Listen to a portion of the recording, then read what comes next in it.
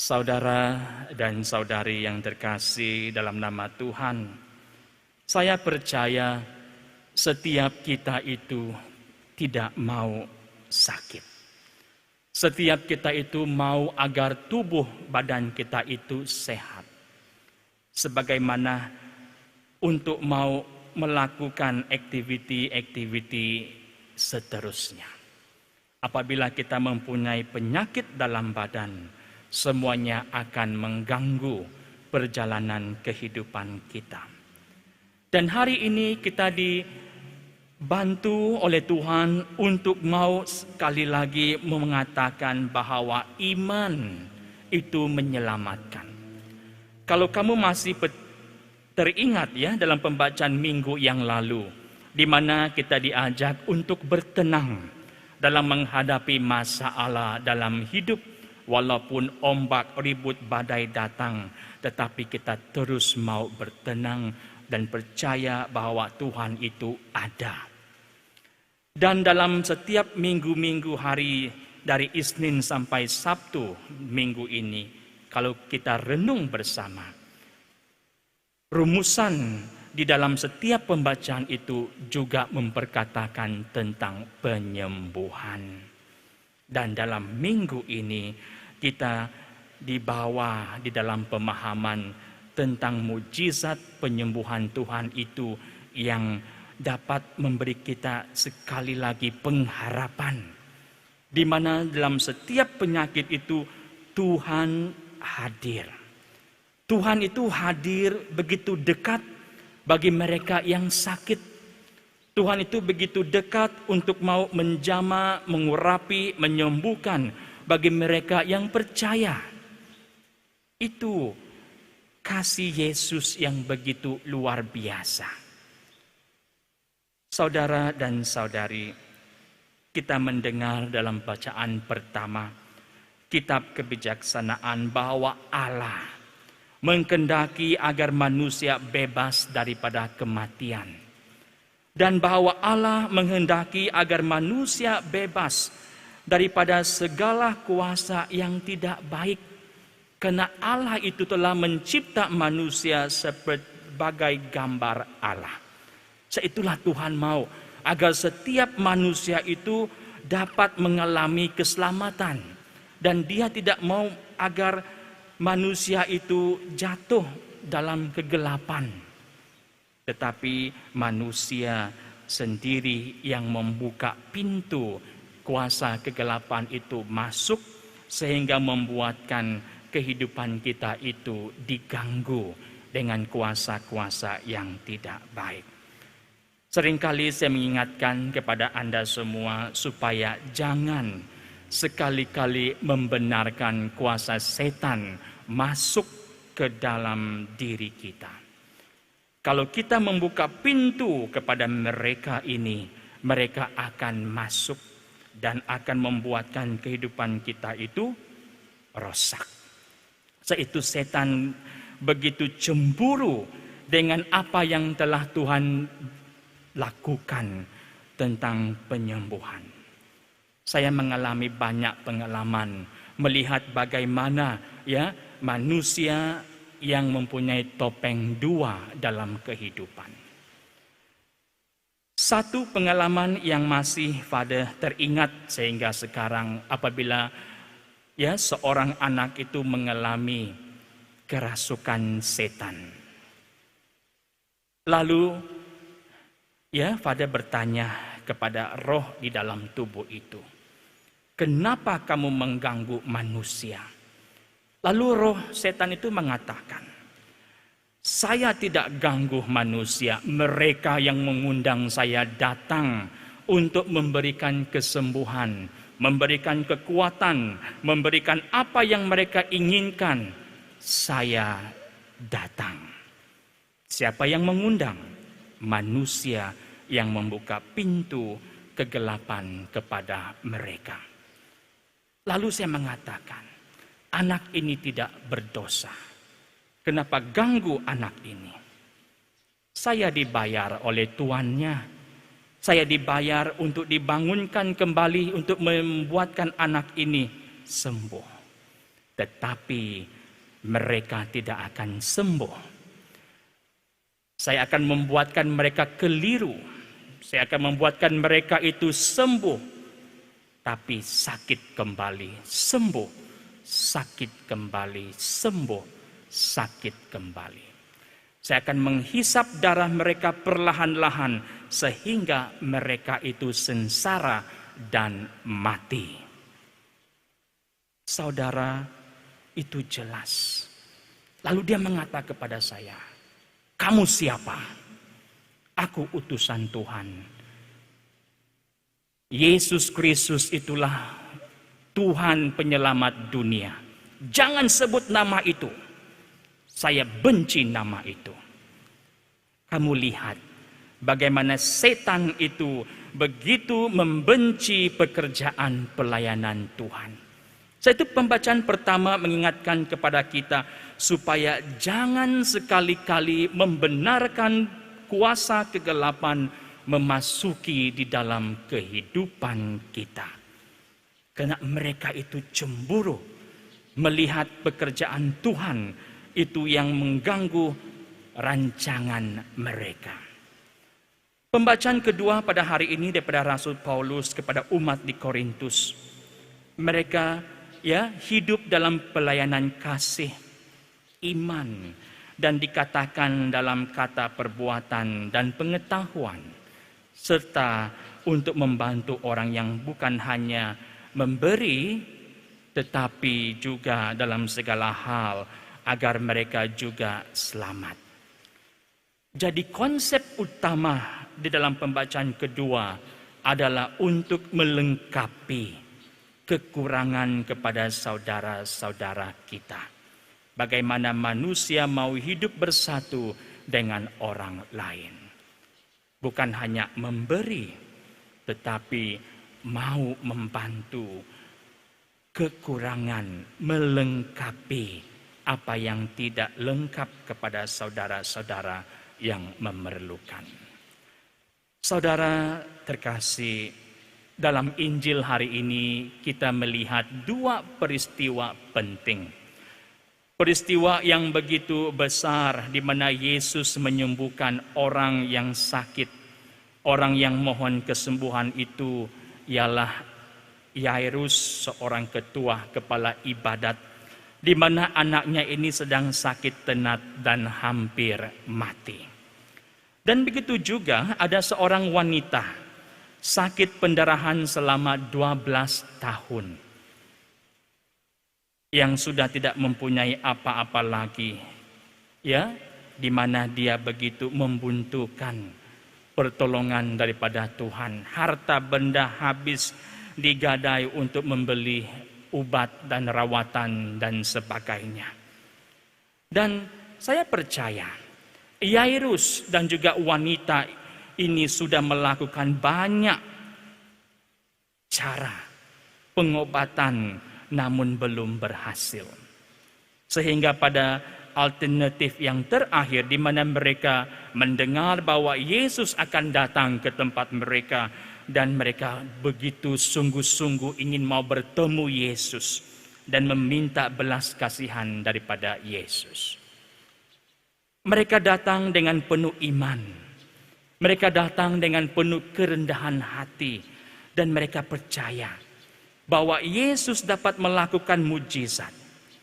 Faktor kunci dalam semuanya hanyalah satu, iman.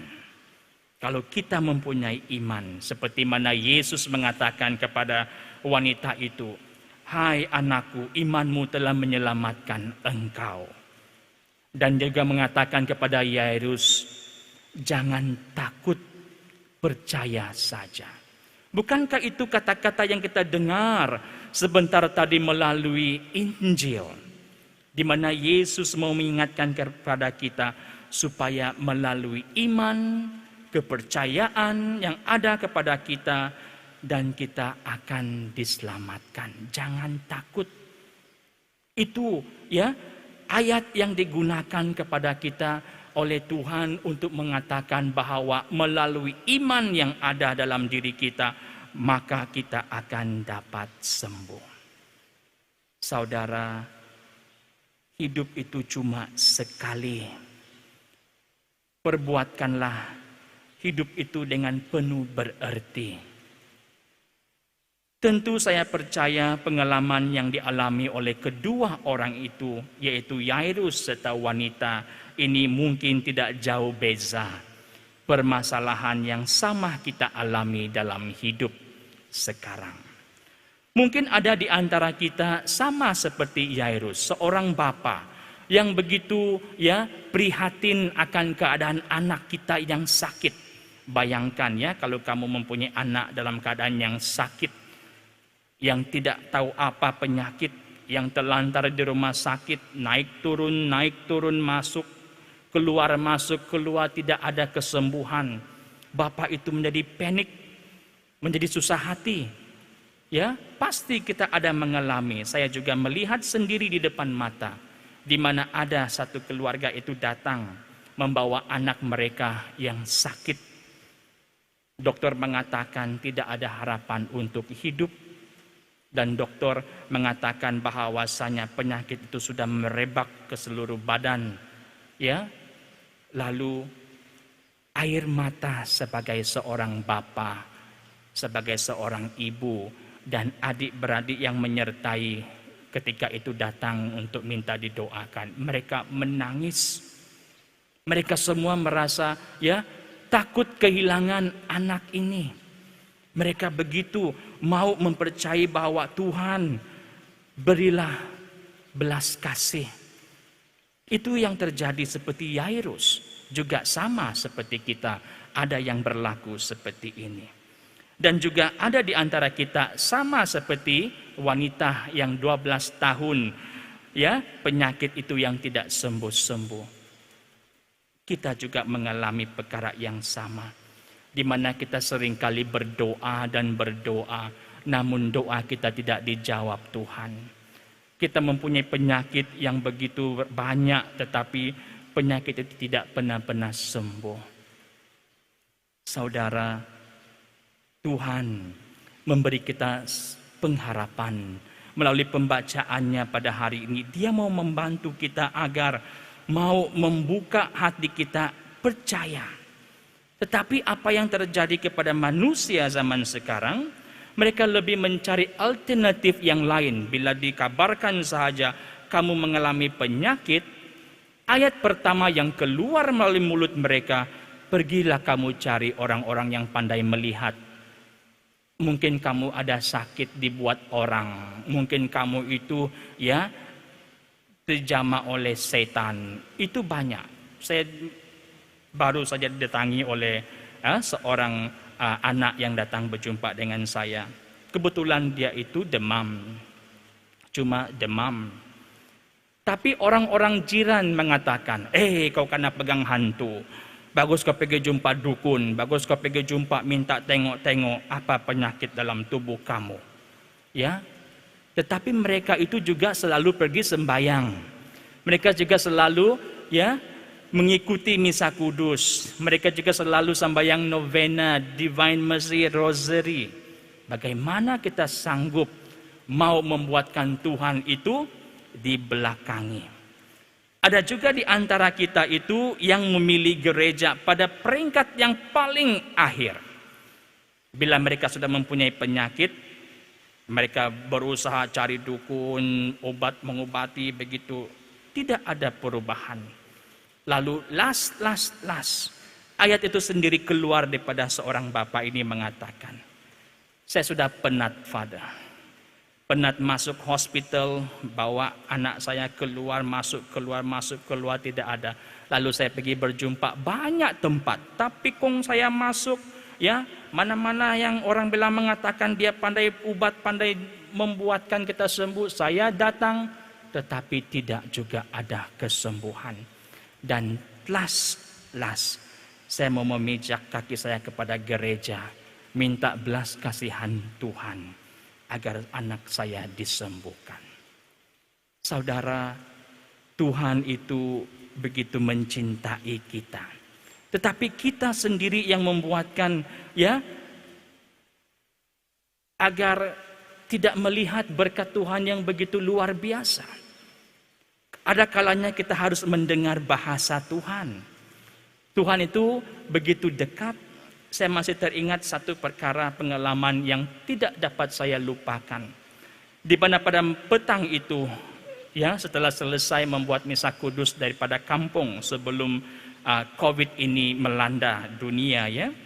Setiap petang kami akan misa di kampung, dan pada masa itu, ya, kami kembali tidak mempunyai makanan di rumah, kelaparan, ya. Lalu kami bercadang untuk pergi makan di luar, cari makan. Mau ambil angin baru, batu 10 sudah boring makanan, lalu kami pergi di bandar. Ya, malam itu, ya, pergi cari makan di bandar. Sebelum jam 9 kedai masih buka. Tapi peliknya, ya, pada masa itu kami naik terus kepada di bandar sana. Kedai yang kami pergi tutup. Mau pergi sana tutup. Pergi kedai sebelah tutup. Tiba-tiba panggilan masuk. Father, kamu di mana? Kami ada di bandar sedang mencari makan. Father, tolong, kecemasan. Anak saya mau mati. Ya, lalu saya berpikir, perut sudah bergendang, sudah berbunyi, ya, ketepung, tapi telepon berbunyi. Dua pilihan, mau pergi hospital atau mau makan dulu. Lalu yang lain mengatakan, kita makan dululah baru kau pergi sembahyang orang. Tetapi bahasa Tuhan itu, ya, yang membuatkan kita itu rasa tidak selesa. Lalu saya mengatakan, saya tidak selesa. Lebih baik saya pergi hospital dulu, baru kita pergi makan. Bila kami jalan ke hospital, jalan itu begitu licin, diluruskan oleh Tuhan, tidak ada gangguan, ya, trafik hijau saja, terus tembus hijau, seperti telah direncanakan oleh Tuhan, sampai dapat parking kereta. Saya bilang, heran, begitu lancar perjalanan, tidak ada gangguan, lalu sampai berjumpa dengan seorang ibu itu yang sedang menangis, mengatakan, anak saya mau mati, Father. Sudah kami dihubungi, semua keluarga sudah disuruh berkumpul bersama. Mereka itu datang jauh daripada Miri ataupun Bintulu, tak silap saya. Ya, mereka, anak itu dimasukkan ke ICU. Lalu dokter itu membenarkan saya masuk. Bila saya masuk ke bilik ICU itu, cuma dia seorang dalam bilik itu. Sungguh seram. Ya, malam lagi. Cuma dia seorang dengan mesin-mesin di badannya penuh dengan wire-wire. Saya ingatkan orang itu orang dewasa sebab badannya sudah kembung, besar. Ya, jadi macam orang besar, orang gemuk. Ya. Lalu saya tanya nurse yang sedang bertugas, jurawat itu, saya seorangkah di dalam ini? Kau kasih kawan lah, nanti ada hantu. Tidak boleh, Father, kau saja seorang dalam tu. Tidak boleh ramai-ramai dalam ni. Habislah. Kalau dia bangun, saya duluan lari 100 meter. Ya, saya ini tangkap hantu, tapi saya penakut hantu juga. Ya, jadi saya seorang dalam itu dengan badan yang sedang kembang. Ya, lalu saya berdoa, Tuhan, satu saja saya mohon. Saya doa pun cepat-cepat, takut dia bangun. Ya, supaya dia ini diberi peluang hidup sekali lagi. Saya pejam mata. Ketika mendoakan itu, saya merasakan tempat itu seperti ada orang yang berdoa bersama saya. Dengan penuh kekudusan, dengan penuh cahaya yang terang menerangi anak ini. Lalu saya keluar. Dokter mengatakan, sudahkah, Father? Ya, I'm done. Lalu saya keluar. Jumpa dengan ibu itu, saya mengatakan, jangan takut, Tuhan menyertainya, Tuhan akan memberikan kesembuhan. Percaya, bagi tahu kamu punya keluarga, jangan nangis, jangan takut, percaya sama Tuhan, kamu sembahyang. Iman itu akan dapat menyembuhkan. Keesokan harinya, saya mendapat panggilan daripada ibu itu mengatakan, Father, dia sudah kena pindah pergi ward biasa. Cepatnya, Tuhan itu sungguh luar biasa. Itu yang membuatkan sehingga kini saya merasakan Tuhan itu hadir. Tuhan itu begitu dekat kepada orang yang percaya. Dan Tuhan itu akan sentiasa memberikan kita pengharapan bahwa Dia tidak akan meninggalkan kita. Dia tidak akan membenarkan kita itu diseksa. Dia akan memberi kita itu hidup baru. Hari kedua, anak itu sudah bermain handphone. Lalu saya mengatakan, saya ingat orang besar hari itu sebab badannya kembang. Tidak, Father, budak itu sekarang sudah pergi sekolah seperti biasa. Itu memberikan kekuatan kepada kita. Bahwasanya dalam kesakitan itu Tuhan akan memberikan kita kegembiraan. Tetapi bagaimana dengan diri kita? Adakah kita percaya kepada Tuhan? Ramai juga yang datang minta didoakan. Dia mengatakan, saya sudah putus asa dengan Tuhan, Father. Saya berdoa, saya berlutut, ya, sampai saya punya lutut ini sudah seperti tidak kuat lagi karena memohon kepada Tuhan, tapi Tuhan tidak menjawab panggilan doa saya. Lalu saya mengatakan kepada Bapak ini, jujur di hadapan Tuhan, kamu akan sembuh. Saya sudah jujur, Father. Saya sudah mengatakan kepada Tuhan, apalagi yang kamu mau, saya sudah serahkan. Semua jimat-jimat saya, semua saya sudah serahkan. Tidak ada yang tertinggal. Ketika mendoakan Bapak ini, saya mengatakan, belum. Masih ada satu yang kamu belum serahkan. Di mana masih ada satu botol. Dalam botol itu ada berisi jarum dan dililit dengan kain kuning dengan ayat-ayat jampi. Tidak ada, Father, saya sudah katakan, sudah serah semua, sudah. Ada. Kamu pulang, kamu cari. Saya sudah bongkar semua, Father. Tidak ada. Dia tengok dia punya istri. Ya, kami sudah serahkan sama Father hari itu. Saya bilang belum, satu lagi. Lalu mereka pulang. Dia tanya, di mana Father? Kamu siram holy water, kamu akan jumpa. Petang itu dia jumpa. Di mana? Dalam almari digantung. Botol sama seperti yang Father katakan. Lalu dia mengatakan, minta maaf Father, saya lupa. Begitu mudah kita mengatakan saya lupa. Tapi kita sendiri yang telah membawa benda itu masuk. Sebab itu pembacaan pertama mengatakan, jangan sekali-kali ya mengundang atau membuka pintu kuasa kegelapan ini. Apabila dia telah menyerahkan semua kuasa kegelapan ini, bertobat, dan dia disembuhkan oleh Tuhan. Itulah menjadi satu ya peringatan kepada kita kalau kita jujur di hadapan Tuhan.